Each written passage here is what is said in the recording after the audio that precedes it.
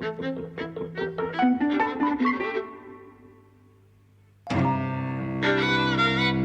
and welcome to Eavesdropping at the Movies. I'm Mike. And I'm José. And we've seen a few Laurel and Hardy films today. That's right.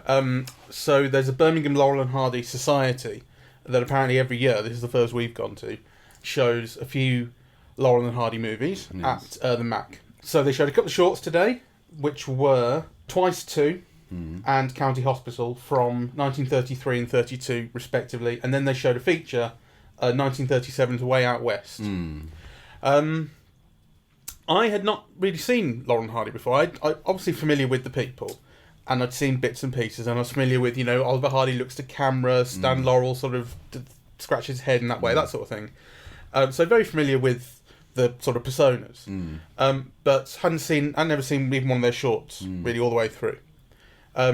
Your familiarity with Laurel and Hardy? I grew up with them. We used to go to this church that showed them in the basement. The parents would go off and do things. It was a social thing, that was run from the church, and the parents would go off and do something, and they would show us silent Laurel and Hardy films. So I just kind of grew up with them. I get them all muddled in my head. I couldn't tell you which one was which, but I love them. When you say they showed you silent ones, did they include sound ones with just the sound off, so they wouldn't disturb? To be honest, I don't know. Right? I mean, I actually don't know, because this is when you were like 7, 8 or something. So what they showed, all I remember is that there was no dialogue, which is why they were showing them to us, because they were probably very cheap. I don't know, they might even have been in Super 8 or something. But we went to a Spanish church social club. So and this was in Montreal. So I think the being silent or the turning the sound off, would have been a convenience, but I couldn't tell you whether there were silent ones or whether they had turned the sound off. Well, one thing I can tell you from these three that we saw today is I can imagine them playing extremely well with the sound off, because a lot of the jokes are enormously visual. There's actually not so much which is based on dialogue. But there's a lot that is based on sound, and that's an important distinction. True. So, yeah. But still, very slapstick, a lot of it. And actually, I was surprised at how much of it was throwaway, because my familiarity with comedy of that era, or maybe just prior, is things like Charlie Chaplin and Buster Keaton. I'm much more familiar with them. And something that I'm very used to with them, even in the shorts rather than the features, is the length of time a joke sustains. So Chaplin and Keaton will set up a situation, and they'll get as much as they can out of a prop or something. Whereas here, things are really just throwaway gags. For instance, in the first one, Twice 2, when Laurel rips Hardy's trousers and then he ties them up to his sort of jacket in a funny way, you kind of think that might come back later, the fact that his trousers are not staying up properly. But they don't. It is just there for that minute, for that second. I mean, that might be a difference also between they're all short, but, the 20-minute shorts as opposed to the 1 hour long, more feature type film, because there are a lot of recurring gags. There is bigger structure to what's going on in there. But I mean, thinking back to the Chaplin that we watched at the cathedral, those were sort of 20-minute shorts, and those had more structure to the they eked more out of their situations. Well, maybe they just didn't have enough good material like these guys do. Well, maybe, but that was I suppose a kind of a disappointment. Like the jokes felt less. They felt more throwaway, and. But I loved it. I mean, and actually, I'm not sure about that, because they would do one thing and then they would build and then they would build and then they would repeat part of it, or then they would surprise you. And what seemed miraculous to me today was we were shown very bad versions. They were shown in the wrong ratio. The projection system was really crappy. We would have done better by watching them. I mean, I have a full box set of all their works, I think, of the collected works. We would have, done better in many ways by just watching it at home. Except we wouldn't have had this experience of watching it with this audience. And there was something really magical about seeing, like, 4-year-old kids laughing at the same time as 90-year-olds. And kind of, so all of these things work, Oh yeah, they still work. So, but I do think they don't. I feel like there are longeurs in kind of the midst of these films between jokes where you kind of go. Sometimes the energy level actually feels quite low in them. I must say I didn't find that. I loved the pacing of them. I loved in Way Out West, was it? Way Out West is the feature. Yeah, the musical elements. You know, I love the moments where they just dance. I mean, actually, there was a moment where they danced, and the audience applauded in one of the shorts. And then, kind of, what I also loved is seeing where some of your favorite gags of later films, some of my favorite gags, originate. So, you know, one of the when I was growing up, Foul Play came out, and there's a whole extended sequence where they get the wrong guy, this dwarf, and the dwarf ends up in the hospital like this in a cast and so on, you know, and they go bring him flowers, and, you know, instead of kind of making his life better, they kind of wreck him, and he ends up falling out the window and so on. And you could say, oh my God, you know, this bit that I loved so much in this like 1970s film, this is where it comes from. County Hospital. County Hospital. Which was fantastic. Yeah. And actually it made me go, ooh, at one point, which was not a reaction I was expecting to give to any film, where the doctor's out the window and the rope snaps, and he just catches, just holds on by his fingers, like, whoa, and I went, ooh. That was such a great gag. Which I mean, fantastic. But that wasn't even a gag at that point. It was like legitimately scary. But the whole section was a great gag. And they have great rhythm, which actually, you know, I'm not too sure how to describe it without pointing to it. You know, but those scenes where they're going up and down in County Hospital, right?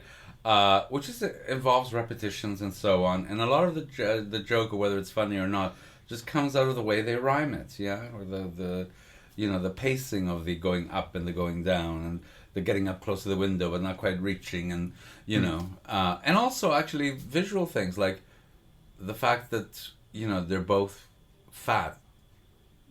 Well, the Doctor and Hardy. Yeah, you know, yeah, and the type of fatness that it is, you know, like, the shapes that the bodies make. I mean, I think it's wonderful. And well, Laurel and Hardy are a classic, you know, kind of thin guy, fat guy pairing, and they kind of, I suppose they never really point to it or make jokes about that, but just I don't know how to describe it. They just make sense as a pairing.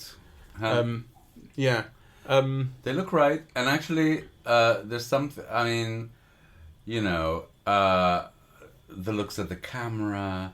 You know, the way that they move together, you know, that dance that they did was just so lovely. I mean, actually, the whole audience burst into applause, right? Yeah. You know, so I think what you were getting at earlier, or, you know, one of the reasons why maybe these films, which continue to live, I mean, my God, this fan club, you know, they're putting out programs every month that are attended by 130, 150 people, they said, right? So there's an audience for them in crappy conditions. You know, so, but maybe the reason why... Well, to be fair, I don't think they show them every month at the Mac. No, not at the Mac. In the what was it, the Hexagon, which is not a cinema, it's a theatre, and it's not the place to see a film. But. No. You know, so don't get me wrong, we're very grateful that they showed them, and, you know, there's this thing going on in Birmingham. But anyway, there is an audience for them. They're still famous, but you know, they're not on the level of Buster Keaton or Charlie Chaplin. And partly, I think it's basically because, you know, the films are cheaper. I mean, I think they themselves are absolutely fantastic, you know, but you could see that the films are kind of cheaply made, right? And I think the level of craft is not as high in almost every sense. In terms of the production quality, and obviously money has a huge effect on that, but also in terms of the timing of the editing and things like that. It relies much more on their performance than it does on you know, the way the films are made, sort of incorporating them. Well, I think their performance is so indistinguishable from the sight gags, you know, because actually it's got fantastic sight gags, you know, and bits that look like animation, and, you know, tricks. Yeah, like the bit where Oliver's head is stuck in the ground. And then he, you know, I mean, that's a bit of animation, You know, Yes, yeah. the neck. You know. Well, it struck me that there's I don't know if I used the word cartoony earlier already, but if I haven't, I'm going to use it now. Something very cartoony about them in the sense that there is a playing with the physical world and a bending of the rules that is not something I really recognise in those other comedians that I mentioned. It's not something I recognise in Chaplin, Keaton, or anyone else, because so you have things like Oliver Hardy's his neck being stretched as Stan stretches him out the ground. You have Stan's toe sticking through the bottom of his shoe, and Oliver Hardy pulls it, and it stretches. It turns into a rubber prop at that point. You know, you've got the thing about flicking the finger and it turning into flame, which is something the film actually it highlights to the audience, because then you have Oliver trying to do it himself and he can't. At the end of County Hospital, I think it was, it was one of the first two. They're driving. Yeah, it's County Hospital because they're driving. Yes. And then the car is bent by 90 degrees and they're driving in circles. Like, that is something that you would see in Looney Tunes or Hanna-Barbera. Yes, all these things are from that. You know, or not from that. I mean, well, actually, preceded. You know, kind of. They may well have inspired Looney Tunes, yes. Absolutely. Probably got it from here. Absolutely. But the point is, like, they absolutely inspire. And actually, I think the looks to camera and things like that as well. I mean, to the point where some of those looks to camera became kind of irritating for him, because they really don't they don't let it lie. They do it so much. It's not the odd time. All the time Ollie's doing it, and he's constantly trying to have this conversation with the audience, like, but it's look at the very mess I'm well in. timed, though. Not always. Well, I think they actually they don't let it lie sometimes. No, I loved it. You felt there was a real sense of communication with the audience, and that it was building, and you know that it wasn't just when they couldn't think of anything better to do. You know, it was kind of like part of the act. I liked it very much. I think they did too much. Maybe it's a taste thing. I do something, you know. But what I really like, here's something I absolutely love, is my favourite thing about Stan is how he will decide to live with his own confusion at the world. So at the start of County Hospital, he's going to see Ollie, who's in hospital. He's in traction, and he says, "Oh, I'm looking for Oliver Hardy." And the receptionist says he's in room 14 next to the solarium. And he wants to ask what that means, or what, you know, and you can see him processing it, going, do I, and then deciding just to not ask, you know. And then he's wandering down the hall, he goes to the wrong room, and someone else says the same thing, and again, he's like trying to ask, and he decides, I'll just live with this. And every time he decides, I'll just live with some disaster happens. There's no disaster. It just makes me laugh. No. Just makes me laugh every time he goes, I'm just not going to bother asking questions. And it's something really, it's not subtle because it's who he is, but it's kind of, it's all in his performance and his timing and the way that it's all in his face. Yes. You know, kind of his movement. You can tell exactly what he's thinking as his face changes from I will ask, I won't ask, I will ask, I won't ask. This is confusing. I'll live with it. I love that about him. There were so many. I mean, I laughed throughout, and there were so many different types of gags, right? So actually, you know, you think this should be like contemporary comedy directors should watch these films more, really, because you know. So for example, when they did the cross-dressing bit, right? They got laughs from so many different things, right? From the tone of voice, from the contrast between the tone of voice, right? From the different things that everyone was wearing, right? From the gags that they'd set up, you know, from the way that kind of, you know, they were singing, right? Like, I mean, just kind of so many different variations of those things, really. I thought it was brilliant. Yeah. I wasn't that mad about the cross-dressing one, to be honest. I loved it. And it wasn't because it was cross-dressing. It was just because of that brilliance of, you know, kind of a play on your expectations. So one is a flapper and speaks with a very high voice, you know, kind of. I mean, I love just the outfit of that Oliver Hardy was wearing. You know, that white satin thing with a tiara. Yeah. I mean, it was like really. And he was so at ease with it, right? Yeah. It was wonderful. Yeah. That was. I think that was the worst of the three films. It was still great, though. It was all right. I've seen better. Well, I thought it was wonderful. So, The county hospital was great because it got so mad. I mean, this is another thing I would say in the to use that word cartoonish again or cartoony. There's a real anarchy to some of it, you know. So even though in you know those other comedians, things would go crazy and disasters would happen. It's not on the scale of this, I think. Like, or not in the. There's a real sense of. I don't know how to put it. Like, they get into a place and things just start going wrong and don't stop going wrong, and fights start to happen, and it gets very, very mad and then they end up kind of throwing a mule downstairs. Yes.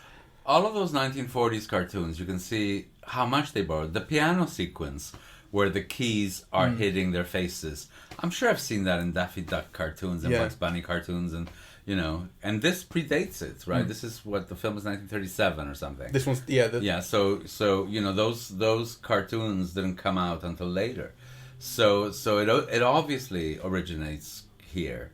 You know, kind of the way that things fall, the donkey going up, you know, on the roof. I mean, it is very much like you know, things that you imagine happening in cartoons. But it's not just the cartoony bits, you know, that I find interesting. I mean, I do think, so for example, the musical numbers, right? Just to play on the voices is meant to be funny. You know, the way that some go high and some go low, right? Like, you know... but that itself incorporates a cartoony element where he goes very, very low, Stan, and Ollie gets a huge mallet, a cartoon-like mallet, and smacks him in the head, and then he goes high. And of course, violence has no influence on anyone in this film. You just smack someone in the head. Everyone gets hit in the head with plates and pans and Christ knows what, and they just, you know, Stan especially, just kind of waves it off. Yes. It was wonderful to see it with an audience. I think one should always see comedy with someone else, and you know, hopefully more than just one other person. It changes the atmosphere completely. And there was actually something, I don't know, it was like life affirming or something, like, you know, seeing like the kids really get it, and they were all so young, and you know, these films are almost 100 years old, right? So yeah, kind of for 5-year-olds to be reacting in the same way as 90-year-olds about films that are themselves 90-year-olds, I think it's really quite amazing. Very few films would do that. No, well, that's why they last. I must say, I think my favourite jokes, the ones I laughed the most at least, were verbal ones, though, weirdly. Which I think is not... It's not what they do the most. You know, I think what they do the most is visual and slapstick and that sort of thing. But there was one that really, I think only I laughed at in the room, but I laughed really loud, which was when it's in Way Out West. So the idea of Way Out West is they go... It's set in the Wild West, and they go to this sort of one-horse town, and they have to deliver this deed to a gold mine to this woman, Mary Roberts, and then someone else gets in on it, realises they can steal this, make a few quid, and pretends that they're Mary Roberts, and then they realise, and they go back up to confront this woman, and Stan, you know, being the dumb one, takes a while to work it out, but then he kind of pulls sort of Ollie over and goes, I think we gave the deed to the wrong woman, and you're like, everyone gets it. They go upstairs, and despite being completely in charge of all the information now, and he understands what's wrong, and they need to get this deed back, Stan confronts this woman, and he says, we want to know why you're not Mary Roberts. He's like, he's got it. Oh no, he asked completely the wrong question, got the wrong end of the stick. No one else laughed at that, but I thought that was great. There are moments that are in these films that are surreal. You know, kind of, you know, several. That it has its own logic, but it's almost like a dream logic. It's a logic, you know, that kind of makes sense in the real world, but doesn't exist in it. Well, you know, kind of the thing with the eating of the egg, right? You know, the thing with the eating of the hat, the way that they go into the piano, and then the guy goes to shut it, and then they fall from the piano, bottom, right? Yeah. Like, you know, so yeah, there's quite a lot of like surreal elements. The laughing, tickling, you know, thing. So yeah, I kind of I the donkey on the roof. One actually was when Ollie's being winched up, and then he drops him, and he creates a crater when he lands. Yes. They don't really point it out. It's just that at one point Stan walks into it and he's lower. Yeah. And that's the first time you notice there's a crater. Yeah. That was kind of interesting. Like, it was funny. A very obvious cartoony joke. Yeah. But then told to you in a subtle way. Yeah. Interesting. Yeah. Yeah. Yes, I kind of that was lovely. Yeah. Or the crossing the river and falling in the, you know, and sometimes he floats, and so there are kind of like variations really, but that's repeated 3 times, and it works each time. Yeah, Well, it's coming by the 3rd time. Yeah, you do know it's coming, and it comes. So anyway, that was excellent. It was nice to see. They're none too subtle, I would say. I don't know. I think there are moments of subtlety. So, I mean, I think there are all these jokes. But the thing that struck me was Oliver Hardy's elegance. So he's very fat, but he moves with great elegance, right? And he's very at ease with his body, just, in the way that he moves. And also the way that he uses his fingers. It's just very elegant. And then, and there's a kind of a little cloud of melancholy that surrounds Stan Laurel, and so actually that kind of makes for an interesting tension between them. And also with Stan Laurel, his face is always transparent. You always know what he's thinking, which is kind of lovely. Yeah he is more subtle as opposed to Ollie's interminable looks to camera. Well, they're obviously wonderful together. Well, I think there is also an element, interestingly, of familiarity that you're supposed to have with them. So they're not playing characters, for instance. They are playing Stan and Ollie. Yeah, they're playing a character. Yeah, and they might be, so at the start of Twice 2, you're introduced with a door sign that says Dr. Oliver Hardy, MD, brain surgeon. But it's Oliver Hardy. It's not Dr. John Smith, and then he's Oliver Hardy in the credits. Yeah. So they are Ollie and Stan and Ollie, and I suppose you're kind of supposed to have a relationship with them outside of the stories that they're telling. Yes. In a way, like at the end of the feature Way Out West, when they discover that the woman is from the South, and Ollie says, "I'm from the South as well," which he was. Yes. To be fair, oh, that was a great. Stan then joke. says, "I'm from the South as well," and he goes, "South of where?" And he goes, "South of London." To be fair, he wasn't from London, but he was English. So I think there's a kind of thing there where the joke is funny, but also you bring your understanding of the real people to the film, which so it's not like they're playing The Tramp, where it's a genuine different sort of creation. They are playing themselves, and that they're themselves, and they use their real names. It's kind of interesting. Yeah. By the time that the audience sees them in these films from the early 1930s, they've been familiar. The audience would have been familiar with them already for 10 years or something. And this is what I'm trying to find out when their first film together was. 1921. Yeah. Yeah. The first film pairing of the two was The Lucky Dog in 1921. So that's when they worked together as cast members, it says, but it talks about them officially becoming a team in 1927. Ah. Yeah, they were not a comedy team at that time, and it was not until 26 that they appeared in a short movie together. Ah, right. And then in Putting Pants on Philip, which was a silent short in 27, that's when they became a proper pair. Okay. But be that as it may, by 1932, the audience would have been, kind of very familiar with them. And then, I also love Babes in Toyland. And then they lasted until the 50s, really, yeah.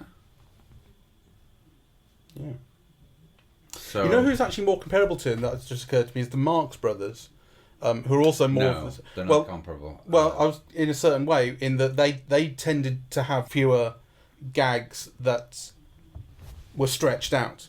They did. I mean, they had the mirror scene in Duck Soup, was it, for instance? But much more of their stuff was very, very quick fire, in the way that these are. Well, but their stuff was almost all verbal, yeah, really. It was. Yeah. I think it's. I see. No, I mean they're not comparable in certain senses, but in the sense of the length of gags that I don't think Anyway, it's amazing. Well, the Marx Brothers still live, and Buster Keaton still lives. And by that I don't mean just some few film buffs somewhere are still appreciating their films. I mean, they actually have a currency in the culture still. I was very surprised when I went to Buenos Aires in the summer, and you're seeing film stuff, and it's still Laurel and Hardy and Charlie Chaplin, and so on, right? Kind of, they are worldwide figures. They're recognized everywhere. I mean, the same actually when, a few years ago when we went to Istanbul and, kind of you're looking through the market, and instead of seeing like Brad Pitt or something, you're still seeing like Charlie Chaplin, Laurel and Hardy, and it's kind of something that lasts. It's it's like a recurring stock. Well, I mean, you can't draw a silhouette version of Brad Pitt that people will recognise. Yes. But Charlie Chaplin, you just need the hat and the moustache, maybe the cane. Yeah. The feet sort of. That's true. To one side. That's and probably Stan Laurel as well, and Fred Astaire as well. Yeah. So there are a few, types who are rendered iconographically very easily. I think Laurel used to apprentice or understudy for Charlie Chaplin a little bit. I forget the legend, but it's something like he came on the same boat, or, they certainly kind of knew each other from working in the music halls in London. If this wasn't eavesdropping, or we're not meant to research anything, we could have looked it up, really. Well, I am looking it up. Okay. He was a member... Okay, this is just off Wikipedia. Laurel began his career in music hall, where he developed a number of standard comic devices.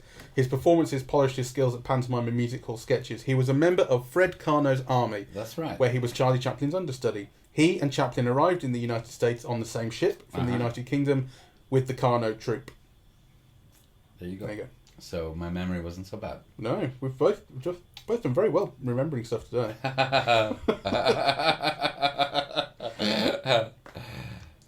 All right, so let's wrap it up, and thank you very much for listening. We're Eavesdropping at the Movies, and we are on iTunes, SoundCloud, and YouTube.